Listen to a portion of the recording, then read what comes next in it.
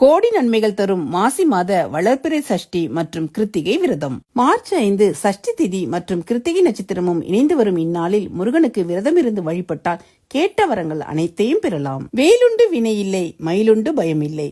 கேட்பவர்களுக்கு கேட்கும் வரங்களை தரும் கருணை கடலாகவும், வேலை நம்பி வழிபடுபவர்களுக்கு வினை தீர்க்கும் கடவுளாகவும், கந்த சஷ்டி கவசம் பாராயணம் செய்பவர்களுக்கு கவசமாக இருந்தும் காப்பவர் கந்த கடவுள். முருகனுக்குரிய விரதங்களில் மிகவும் முக்கியமானது சஷ்டி விரதம். சஷ்டி விரதம் இருந்து முருகனை வழிபட்டால் குழந்தை செல்வம், திருமணம், வேலை, கடன் தொல்லை, வறுமை என அனைத்து பிரச்சனைகளும் நீங்கி சுபிட்சமான வாழ்க்கை ஏற்படும். சஷ்டியும் கிருத்திகை நட்சத்திரமும் இணைந்து வரும் இந்நாளில் விரதம் இருந்து முருகனை வழிபட்டால் கோடான கோடி பலன்கள் கிடைக்கும். காலை மாலை இருவேளையும் கந்த சஷ்டி கவசம், கந்தகுரு கவசம், திருப்புகழ் பதிகங்களை பாராயணம் செய்ய வேண்டும். விரதம் அன்று முருகனுக்கு சிவப்பு மலர்கள் சூட்டி சர்க்கரை பொங்கல், எலுமிச்சை சாதம் ஆகியவற்றை நெய்வேத்தியமாக படைக்கலாம்.